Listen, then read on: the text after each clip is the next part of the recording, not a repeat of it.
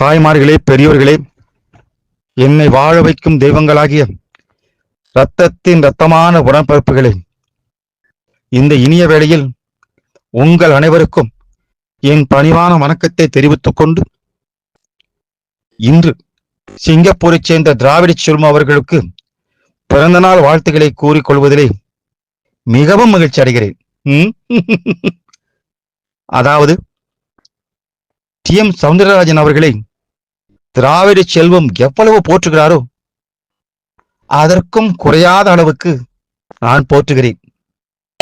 என்னுடைய படங்களின் வெற்றிக்கு பல காரணங்கள் இருந்தாலும், பாடல்களின் வெற்றிக்கு பாடல் ஆசிரியர்கள் காரணமாக இருந்தாலும், அந்த பாடல்களுக்கு உயிர் கொடுத்த, உணர்வு கொடுத்த டி.எம். சௌந்தரராஜன் அவர்களை என்றைக்குமே மறக்கலாகாது.